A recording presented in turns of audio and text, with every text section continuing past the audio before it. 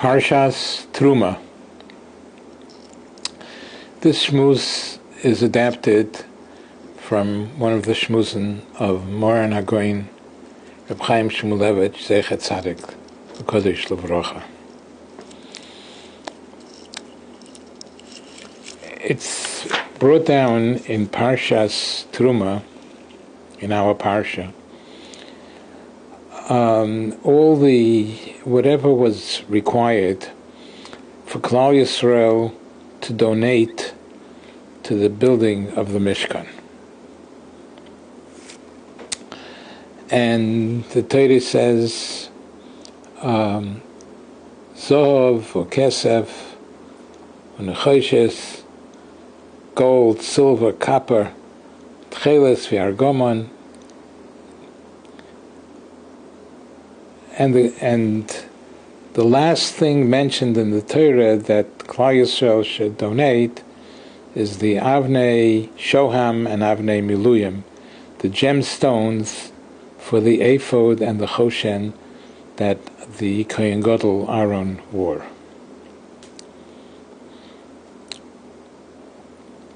Was supposed to wear. And the Ur Chaim HaKodesh asks a question: why are the Avnei Shoham and Avnei Miluyim mentioned last? They were surely the most expensive and most precious of all that was supposed to be donated to the Mishkan.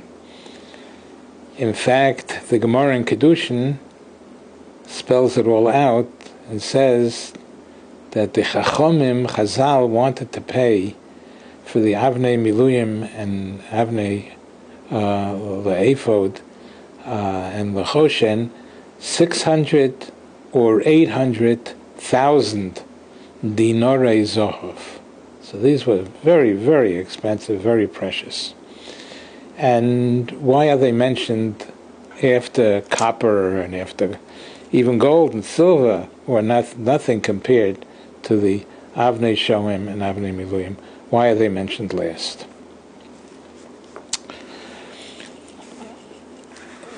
The Ur Chaim HaKodesh gives two answers, and we're going to talk about the second one today. The Ur Chaim HaKodesh says because the Nesiim who had the Avnei Miluyim and Nefa and Avnei Miluyim v'Avnei Shoham v'Avnei Miluyim, they're the ones that had it. They delayed bringing it until after all the nedavos, all the donations that Klal Yisrael gave were brought. They delayed bringing the Avnei Shoham and Avnei Miluyim to the extent that they never even gave, because the Klal Yisrael brought so much of everything else that Hamalocha Hoisa Dayam, there was enough. They didn't need any more, and they never gave. The Nesiim never even gave for the Mishkan. But after everything was done, they delayed, and they brought the Avnei Shoham and Avnei Miluyim for the apron that the Kohen Gadol was to wear. And the Rebbeinu Shleilam was hikpid. The Rebbeinu Shleilam was makpid that they didn't bring it, that they delayed bringing it. All this is brought in Chazal, which is brought in Rashi, in Shmois Lamed Hei Pasuk Chav Zayin.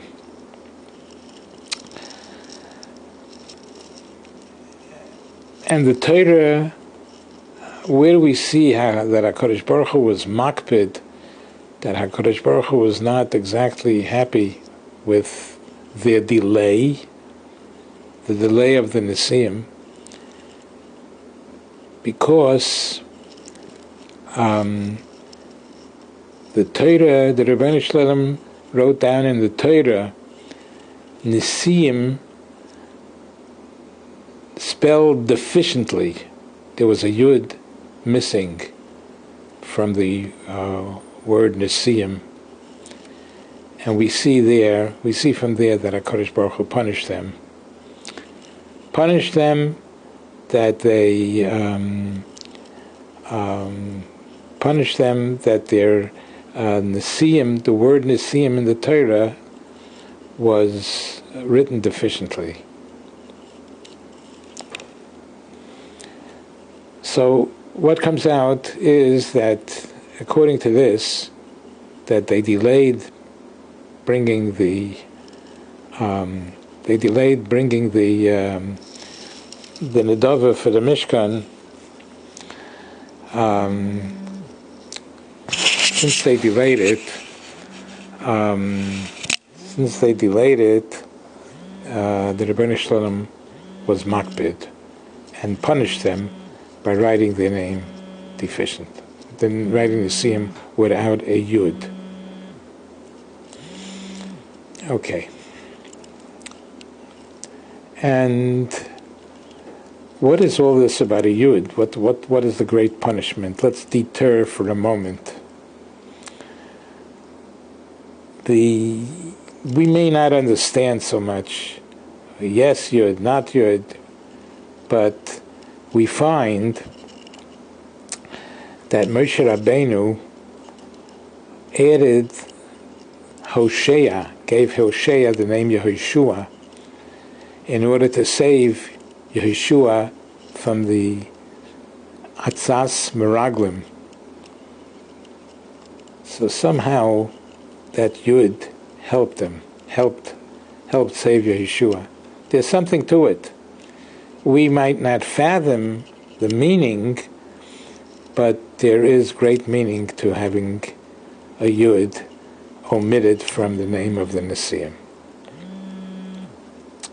Also, we find that Sora's name was originally Sorai, and the Rebbeinu Shalom said that her name should now be Sora, and the Yud was taken off. So the Yud came to the Rebbeinu Shalom Lifnei Kisei HaKavod and said, "What's going to be with me? You're taking the Yud off the name, taking the Yud off Sorai's name, and what's going to be with me?" And the Rebbeinu Shalom says, "Don't worry, I'm going to put it to Yeshua, and it will save him from the Atzas HaMeraglim." Then Reb Chaim Shmulevitz says, "V'afki advorim l'mayla mehasogoseinu," even though this is beyond us, we don't fathom anything about what's going on with the Yud, but there's something to it. The Yud being there or not being there is something to it. And here, they were punished. The Nesiim were punished because they delayed in bringing the Nedava to the Mishkan. Therefore, HaKadosh Baruch Hu punished them and wrote their name defectively without a Yud, and there's something to it, even though we don't understand it. Getting back to the main text. So the question was, why? The question of the Orach Chaim HaKodesh was, why is Avnei Shoham and Avnei Miluyim mentioned last? And the answer the Orach Chaim HaKodesh wants to give is because they did something wrong. They delayed giving their Trumas HaMishkan, and because of that, they were punished. They were punished by having the name Nesiim, the word Nesiim, deficient of the Yud, which is something great, something important and we don't fathom the reason for it. Getting back to the point, the question is, what's the great sin that the Nisim committed by delaying giving for the Mishkan? They had a great reason not to give. They had a very choshev reason not to give, as is brought down in Chazal, which is brought down in Rashi in Lamed Hey Chav Zayin, Pasuk Chav Zayin. They had a great reason. They said, let the tzibur give, kach amru nesiyim, isnadbu tzibur mashem isnadvim, let the congregation give what they want to, umashem mechasrin anu mishalmin, anu mashlimin, whatever they lack, whatever Klal Yisrael doesn't have any more money to give, any more gold or silver to give, anu mashlimin, we're going to make up for everything. So is that such a great chait? They're not delaying. They're only delaying because they want to make sure that everything will be had for the Mishkan. So what's the great sin?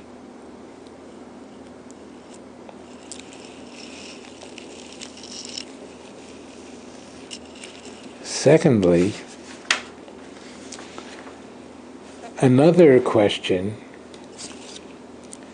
that can be asked on this, that this Rashi, Shmois Lamed Hey Chav Zayin, seems to be contradictory, because Rashi brings down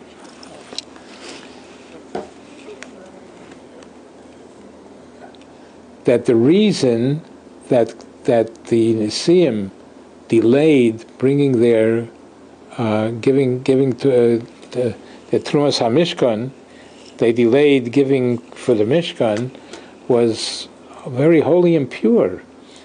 They said, let everybody give, and if something is missing, we're gonna supply it. This is a Rosh Yeshiva's dream.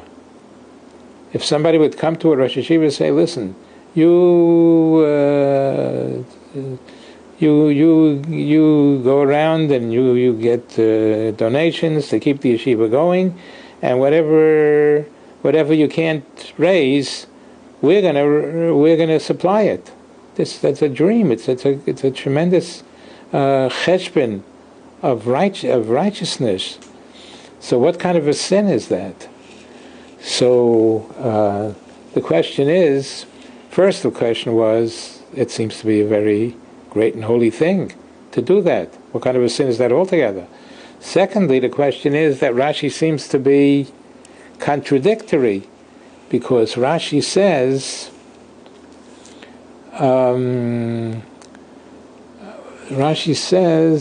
that the reason that the Nesiim delayed giving their contributions was because of atzlus. There was lying under the surface of their words a certain laziness that they didn't want to give, that they were too lazy to give. So on one hand, in our logic, it seems to be the greatest thing in the world, the dream of the raising funds for a holy institution. If somebody would supply whatever is lacking, that seems to us in our logic to be a very great and holy thing. And here Rashi seems to say that it was, he brings down from Chazal, that it was rooted to delay because they were too lazy to give it. So on one hand, it's a good thing, and on one hand, it's a good thing and a bad thing. It seems logically that it's a good thing. It's a great thing. It's a great thing that they delayed because they're going to supply whatever is missing. And on the other hand, Rashi seems to say that it was laziness. Was it good or was it lazy? Or was it bad? What does Rashi mean? What do Chazal mean?